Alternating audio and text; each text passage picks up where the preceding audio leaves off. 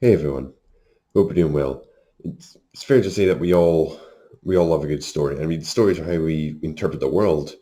Even cavemen indulged in stories. They've created these whole creation myths about how everything came into being and how everybody fits into it.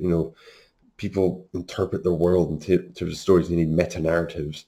They use their senses to pick out patterns in the world and use these stories to give these patterns a sort of cohesion. It's good if you have a story for yourself it's a very positive one.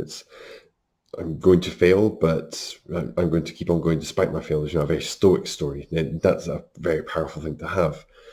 And stories can change your perspective, or as your perspective changes, your stories and how you interpret the world changes. You pick up on different patterns, so you can have a different story. Now, this is all good, but I think a problem is if you overindulge in stories. I think it's especially prevalent in sort of the binge culture that we're in, where there's a sort of maybe emphasis on getting through as many stories as possible. So where it might have been spaced out before, just got one episode of something a week, and you need to wait the week. Now you can just blast through them all in a day, which we all like to binge. But if you're doing it day after day and week after week in lockdown, then that's when it starts to become a problem. So why is it a problem specifically? I think the most immediate one is that as you put pieces of yourself into fantasy worlds, there's less of you that's anchored in reality. Let's say that you're obsessed with Star Wars, and Star Wars is very passionate about. You feel for these characters, this world. It's just part of your identity is anchored in the Star Wars universe. Or if you're Game of Thrones, so you're anchored in that one, and you're investing time in learning all these character names and these places and all the events. You come up with theories and stuff. Then there's just there's less of your mind that is able to work in the present, work on figuring out patterns in the real world. Where it might need to. That's where you're going to excel if you can. Maybe instead of learning fake people's names in Game of Thrones, you can learn people's names in the real world. Like it's just that kind of stuff. You become more detached as you become more dependent on these fake worlds in order to build your sense of identity. As you notice more and more patterns in the real world, then that allows you to get into flow in the real world. Get in the zone.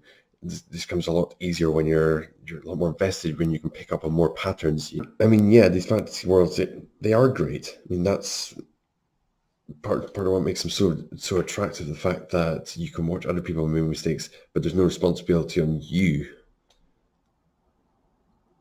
That's obviously a very attractive thing. And when you start detaching yourself from these fantasy worlds, then it becomes a bit apparent just how little there is of you in the real world. But these parts of you, they're not destroyed; they just become part of your new whole. So it might take a bit of time, and there's always going to be detox, or what do we call it, the cravings. But it'll get easier as you become more reacquainted with living in the real world in the present more and more. I'd say another component is having to adopt the mind of somebody else for a period of time. Like, I guess it's a bit different if you're a video game, a role playing game, D&D, Skyrim or something, where the story's a lot looser and you can decide who your character is. But when you're just watching a film or one of these more story-driven games like God of War, where you're specifically playing as one person for a period of time.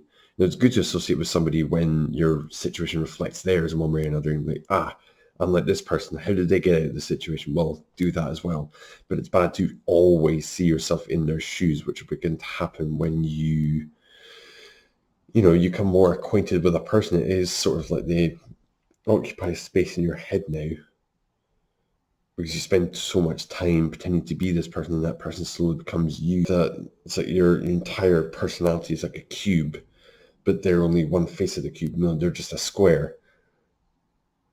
So by emulating this fictional character, you're limiting yourself to two dimensions, because you're also limited by how much they get done in the story. If there's something in the real world that they never had to experience, and it's a lot harder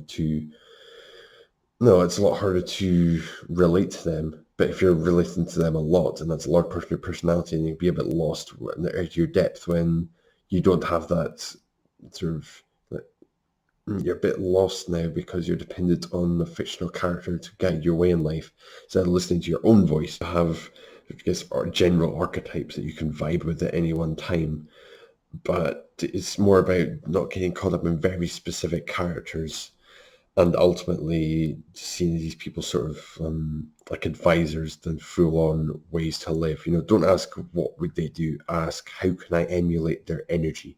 I think that's a much better way of doing it. Finally, whenever you read something or watch something that's made by somebody else, you need to assume that there's maybe some sort of bias in it. Just the same as no archetype can describe a personality, no one person can describe the whole world. The thing is that with a fictional world, then the writer can really just do whatever they want. They can write whatever they want. Relationships can grow however they want. The good guy can always win just because he's the good guy, that sort of thing. It can be a little bit misleading when you try to live this same way in your real life. It might sound sort of obvious, but reality is your model of the world, and the more you're able to make sense of things, you're able to connect patterns in a way that then give you positive feedback within your big model. That's what it means to have a better sense of reality. Things work out the way you understand they should work out. But when you're basing stuff off of fiction, non-fiction writers can always, or people can always, twist the facts. But there's always some sort of nugget of truth in there that, if you dig deep enough, or the writers themselves might not want to completely get rid of. Whereas in fiction, you can just write anything you want, so there is sort of that aspect to it as well. So to round it, if you're investing too much of your time in fiction as opposed to non-fiction, you are losing yourself to fictional worlds. You've got less of yourself in the real world. You can not be as in touch with yourself because now you're relying on fictional characters to sort of guide your way in life. And the people who write it, or writer's bias, is going to have a bigger effect in fictional worlds than it is in non-fictional worlds. Like, of course, as I was saying before, there is a time and a place for fiction, and these stories can have a good effect in your life. You can change your perspective, you can change your narrative, you can change what patterns you choose to see.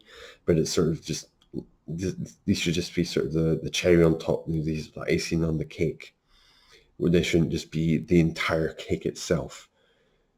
You need the knowledge and all the information to make patterns from in the first place.